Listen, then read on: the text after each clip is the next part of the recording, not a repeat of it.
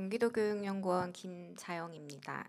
이 연구는 앞서 조윤정 박사님께서 이제 경기형 디지털 역량 개념 체계에 대해서 이제 구체적으로 말씀을 해주셨다면, 이제 이번 연구는 이제 그 개발된 경기형 디지털 역량 개념 체계를 어떻게 진단하고 학생들을 어떻게 진단하고 그 결과를 어떻게 활용할 것인지에 대한 내용에 좀 더 집중된 연구라고 보시면 되겠습니다. 그래서 이 연구는 이제 저희 연구원 이제 김희정 박사님과 그 오은아 박사님께서 같이 진행을 해주셨습니다. 사실은 이 연구는 그 시리즈 연구라고 좀 보시면 될 것 같아요. 그래서 이게 어떻게 이제 시작이 되었냐면 2022년에 이제 여러분들 다 아시다시피 이제 디지털 전환에 따라서 이제 학교 교육 환경이 상당히 이제 급변했습니다. 그래서 이제 학생들도 이 디지털 기기가 일상화되어져 있고, 그다음에 학교에서도 이 디지털 기기를 활용하지 않고서는 이제 수업을 더 이상 할 수 없는 상황이었고, 그리고 이제 AI가 이제 빠르게 이제 진화가 되면서 챗 GPT가 등장하면서 이제 거의 뭐 모든 교육뿐만 아니라 산업, 모든 이제 인간의 그 삶의 전반에 이제 영향을 좀 끼치게 되었습니다. 그래서 이제 그 교육 쪽에서도 이 디지털 역량, 학생들한테 이제 어떠한 디지털 역량을 좀 함양을 해야 되냐라는 고민에 이제 빠져 있었고, 그렇다면 그 이제 학생들이 함양해야 될, 우리 이제 공교육 체제 내에서 학생들에게 길러주어야 될 디지털 역량이란 것은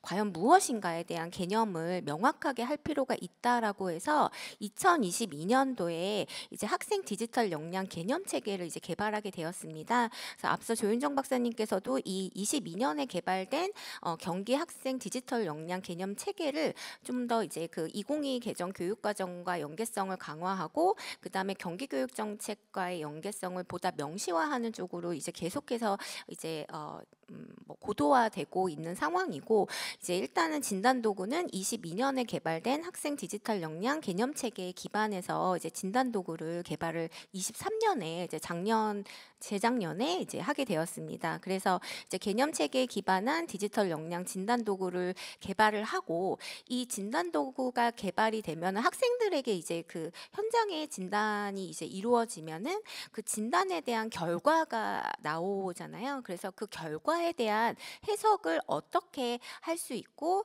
그다음에 그 결과를 활용해서 교수학습에 어떻게 활용하고, 그리고 학생들은 나의 디지털 역량을 어떻게 이해할 수 있는지에 대한 정보를 학생, 교사, 학부모 대상으로 이제 제공해야 될 필요성이 있었습니다. 그래서 본 연구에서는 이 디지털 역량 진단 도구를 적용한 결과에 대한 해석을 위한 수준 진술문을 개발하고 수준을 이제 설정하는 그런 연구를 이제 수행을 하게 됐습니다. 그래서 이제 일단은 디지털 역량 결과에 대한 수준 진술문의 이제 그 궁극적인 목적은요, 이 디지털 시민 교육의 효과를 향상시키기 위한 명확한 기준과 목표를 제공하는 것입니다.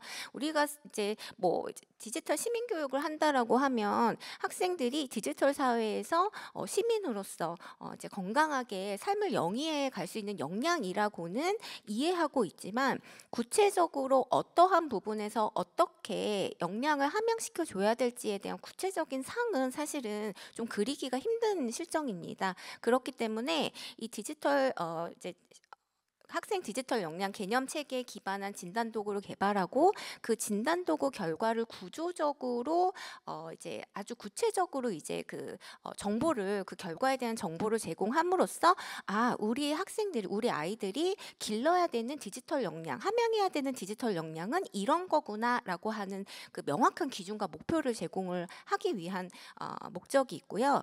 그 다음에 이제 디지털 역량 진단 결과에 따른 맞춤형 디지털 시민 교육을 실현하기 위함입니다.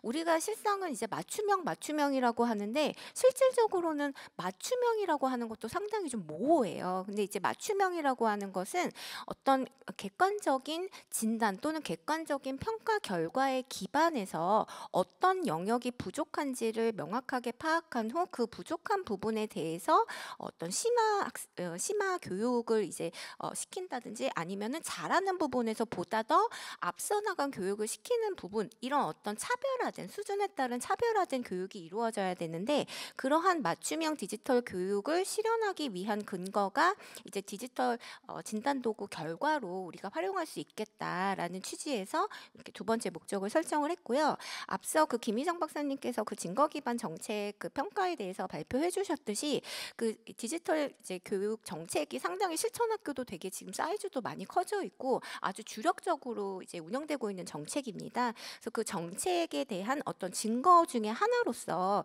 이 디지털 진단 도구 결과가 활용될 수 있도록 하기 위한 목적을 지닌다고 볼 수 있습니다.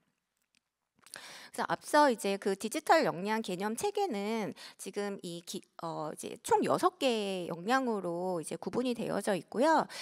이제 디지털 사회 이해와 자아 정체성 확립 과 디지털 기술의 이해와 활용, 정보 컨텐츠 관리와 활용 같은 경우는 저희가 이제 기본 소양으로 이제 설정한 이유는 이게 이제 토대가 된다라는 이제 뜻이고 이게 뭐 절대로 쉽다, 뭐 어떤 난이도 뭐 기초다라는 의미는 아닙니다. 그래서 사실 이제 디지털 사회가 너무 급변을 하기 때문에 학생들이 그 디지털 속의 나와 현실 세계의 나에 대한 어떤 혼동이 되게 존재를 하기 때문에 이러한 건강한 자아 정체성, 그러니까 이런 디지털 사회에 대한 이해를 토대로 건강한 자아 정체성을 확립한 것을 토대로 또 기술을 이제 각각 이제 뭐 AI가 지금 뭐 챗 GPT가 이제 4.5가 지금 나왔죠. 그리고 이제 향후 IQ 120짜리 그 뭐 GPT가 나온다고 하는데 이렇게 빠르게 변화해가는 디지털 기술을 학생들이 이제 이해를 하는 부분들이 있을 테고 그다음에 이러한 디지털 기술들을 주체적으로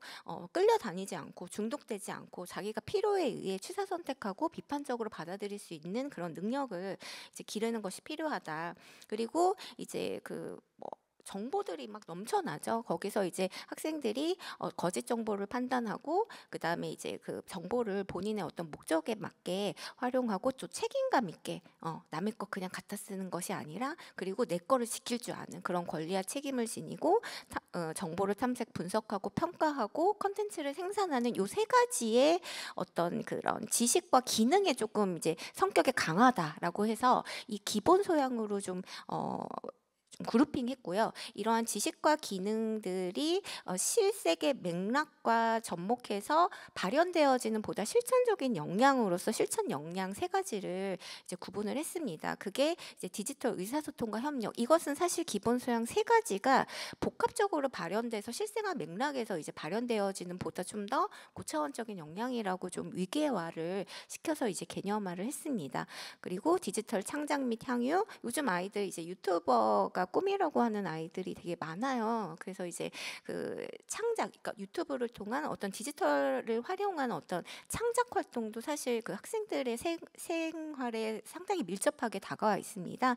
그래서 디지털 창작 및 향유도 사실은 이런 기본 소양 세 가지가 이제 잘 갖추어져 있어야지 이러한 창작 및 향유를 제대로 할 수 있고 또한 디지털 시민 참여도 마찬가지로 실제 이제 사회 문제를 해결하기 위한 능력을 갖춰야 된다라는 차원에서 이 세 가지 영역을 실천 역량으로 뒀고요. 저희가 이제 진단 도구 개발할 때도 이러한 영역에 따른 성격이 다 이제 좀 각각 다르기 때문에 이 기본 소양 같은 경우는 기능과 이제 지식과 기능 측면에서 좀 더 이제 문제풀이 형태, 뭐 사지선다형이라든지 그런 이제 문제풀이 형태로 이제 제시를 했고 실천 역량 같은 경우는 보다 실생의 맥락에 아주 밀접하게 접목돼서 학생들이 본인이 접할 수 있는 어떤 상황에 기반해서 이제 이러한 문제들을 해결할 수 있는지에 대해서 평가를 해야 되기 때문에 시나리오 기반 단위 검사 형태로 이제 개발이 되었습니다. 그거는 이제 차후에 좀 소개를 좀 시켜드리도록 하겠습니다. 이게 이제 지금 진단 도구의 샘플 문항 하나 가지고 온 건데요.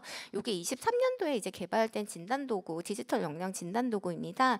그래서 이제 영상이 그 이제 뉴스 영상인데요. 이제 스마트폰 과의존 설문조사에서 그 스마트폰에 지나치게 의존하는 뭐 위험군의 청소년에 대한 어떤 사회 문제를 제시하면서 이러한 사회 문제를 학생들이 접했을 때 어떻게 문제를 궁극적으로 이러한 사회 문제를 해결할 수 있는지에 대한 능력을 이제 평가하기 위한 이제 그 문항이라고 보시면 되겠습니다. 요거는 이제 디지털 의사소통과 협력, 그다음에 디지털 시민 참여를 이제 측정하는 문항인데요. 요 시나리오에 이제 속한 문항들이 총 5개의 문항이 되고요. 요게 하나의 단위 검사 형태로 제공이 됩니다. 그래서 이제 첫 번째 문항에서는 디지털 시민 참여를 이제 측정하는 문항, 그다음에 뭐 두 번째 문항에서는 의사소통과 협력, 그다음에 세 번째 상황도 그렇고 이제 네 번째 상황, 네 번째 문항, 다섯 번째 문항에서는 디지털 시민 참여를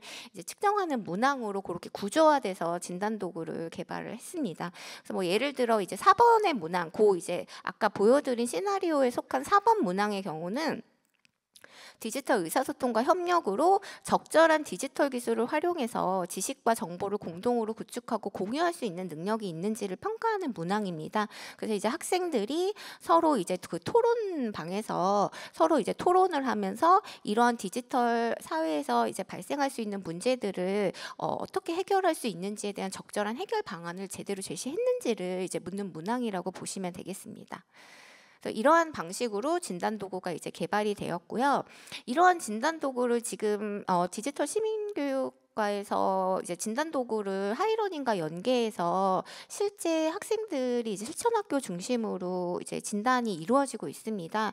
그러면은 여기서 이제 고민이 되는 게 진단 도구는 만들어 놨는데 점수는 나올 수 있어요. 총 뭐 20개 문항에서 몇 개 맞았는지 그거를 뭐 100점 환산해서 70점이라고 하면 그러면 이 70점이 정말 잘하는 건지 못하는 건지, 그리고 내가 이 70점을 어떠한 능력을 어떻게 개발하기 위해서, 어떻게 함양하기 위해서 뭘 해야 되는지에 대한 정보가 없잖아요. 그렇기 때문에 본 연구에서는 이러한 진단 도구 점수에 대한 나의 수준, 학생의 수준과 그다음에 선생님들이 더 이제 학생들의 수준을 파악하기 위한 수준에 대한 진술문을 개발을 하고, 그 진술문에 대해서 각 수준이라고 하면은 내가 잘하고 보통이고 못하고 이런 수준들이 이제 나오잖아요. 그럼 그 수준을 구분하는 객관적인 점수를 도출하는 그런 이제 작업들이 필요합니다. 그래서 이제 다음에는 이런 이제 나의 수준 했을 때 제시할 수 있는 수준 진술문 개발에 대해서 좀 말씀을 드리고, 그 다음에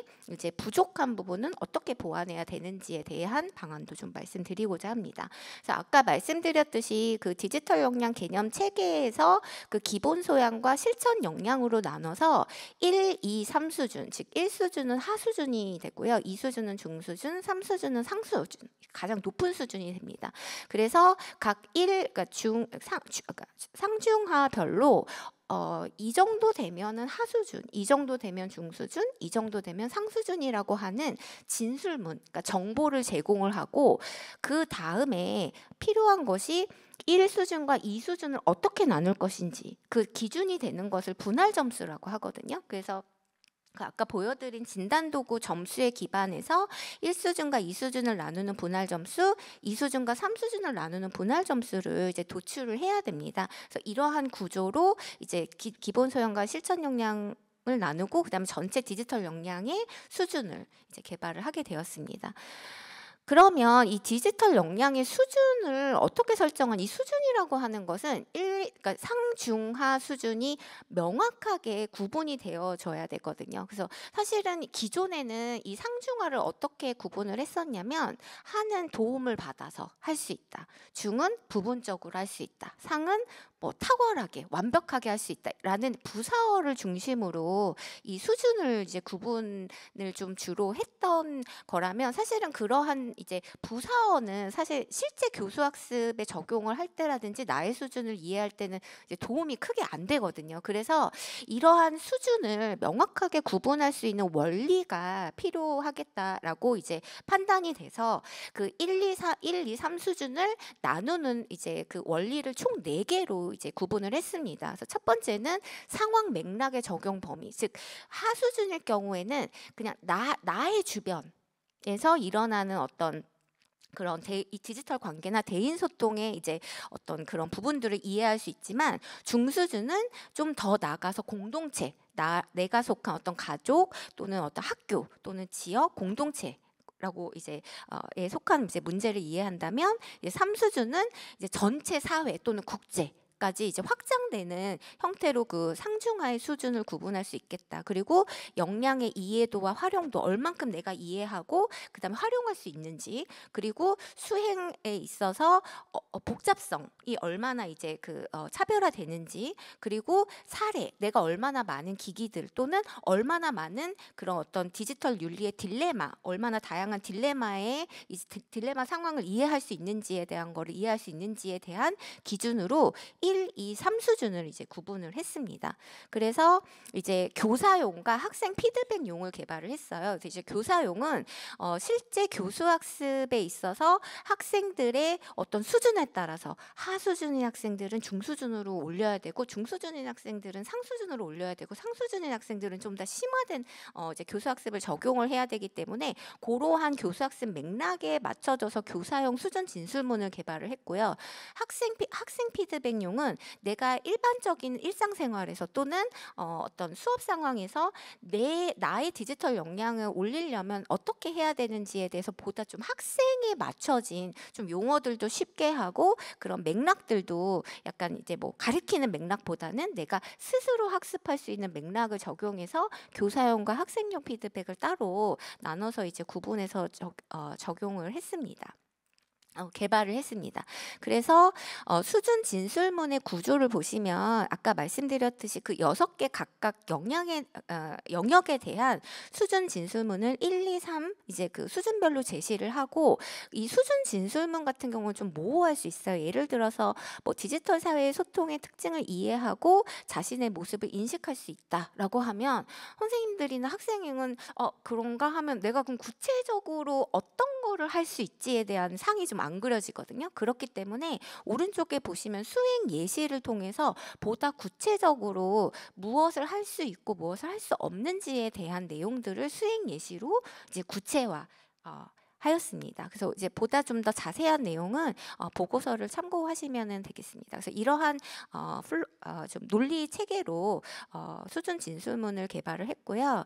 실천 역량도 이렇게 수준 역량 진술문을 개발을 했습니다.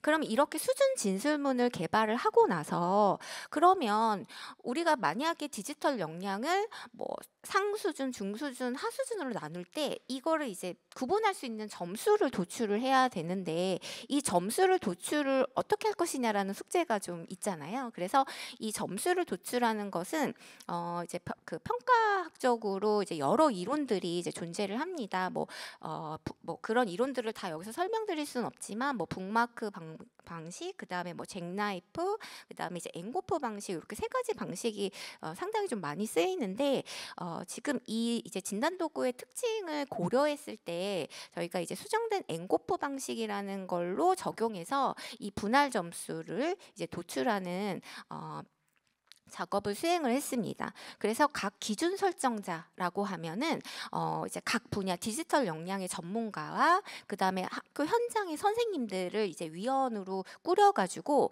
그 위원들을 기준 설정자라고 저희가 명명을 했습니다. 그 기준 설정자가 이제 수준 진술문을 검토하고 이제 각 문항에 대한 기대 점수를 이제 기입하는 방식으로, 예를 들어 1수준의 가장 낮은 단계에 있는 학생들을 우리가 머릿속으로 그렸을 때 이 학생들이 이 문항을 맞출 수 있는지, 그 학생들이 100명이 있을 때 몇 명이 문항을 맞출 수 있는지가 기대 점수거든요. 그래서 그런 기대 점수들을 다 기입을 해서 이렇게 1라운드, 2라운드, 3라운드에 걸쳐서 협의 과정들을 거쳐요. 왜냐하면 선생님들마다 디지털 역량에 대한 상도 다 다르고 학생 수준들이 다 다르기 때문에 첫 번째에서는 이렇게 합의가 도출되지 않았을 때는 이렇게 막 빨간색과 파란색이 엉켜 있는 것들은 그 1수준과 2수준을 구분하는 분할 점수와 2수준과 3수준을 구분하는 분할 점수가 당연히 상수준을 분할하는 구분 점수가 높아야 되는데, 이렇게 구분점이 나타나지 않다가 이러한 합의 과정을 통해서 이렇게 맨 오른쪽에 보시면 3수준과 2수준을 구분하는 분할 점수가 빨간색이고요. 1수준과 2수준을 구분하는 점수가 파란색인데 이렇게 깔끔하게 나뉘어지게 됩니다. 그래서 분할 점수를 이런 식으로 도출을 했습니다. 그래서 디지털 역량 진단 보고서가 이런 방식으로 나오고요. 요거 이제 마지막으로 좀 보여드리면, 디지털 역량 진단 검사가 어떠한 형태로 나오냐면 각각 6개의 영역에 대해서 이제 그 점수가 나오고요. 그 점수에 해당하는 아까 분할 점수 도출 진술을 했잖아요. 그러면 이제 1, 2, 3 수준에 대해서 이제 수준 진술문이 제시가 됩니다. 그다음에 수준 진술문 다음에 아까 보여드린 그 수행 예시가 이제 제공이 되는데 이제 그게 내가 할 수 있는 활동들, 내가 할 수 있는 어떤 수행의 어떤 형태들이 제시가 되고 그러면은 내가 현재는 이렇게 할 수 있는데 앞으로 개선을 하려면 어떻게 해야 되는지에 대한 개선이 필요한 활동들에 대한 이제 진술문이 나오고요. 그다음에 이제 개선을 위한 학습 자료로서 만약에 이제 수준 점수라든지 수준 진술문을 토대로 내가 상대적으로 낮은 영역이 있다면 그 영역에 해당되는 교수학습 자료 요 QR 코드를 클릭을 하게 되면은 이 디지털 시민교육과에서 만든 디지털 교수학습 그 자료가 있습니다. 요거는 역량체계에 딱 연계해서 이렇게 교수학습 자료를 만들었는데 요 교수학습 자료로 바로 가서 우리 학생들이 디지털 의사소통과 협력이 좀 부족하다라고 하면은 여기서 이제 그 교육과정 성취 기준, 연계된 성취 기준을 보실 수 있고 평가를 어떻게 하는지 교수학습 과정안까지 좀 보실 수 있도록 이렇게 한눈에 맞춤형 학습이 가능할 수 있도록 그리고 교수학습 자료와 연계될 수 있도록 그렇게 이제 결과가 제공이 되게 됩니다. 그래서 일단은 지금 시간이 좀 많이 지난 관계로 재현은 그 이제 보고서 보시면은 좀 이제 활용할 수 있고요. 지금 현재로는 그 전체 검사와 간편 검사와 모듈형 검사가 이제 개발될 예정이고요. 요거는 학교의 어떤 학교급의 상황과 교사의 니즈에 따라서 이렇게 얼마든지 커스터마이즈 할 수 있도록 진단 도구가 좀 더 고도화될 예정입니다. 네, 이상입니다. 감사합니다.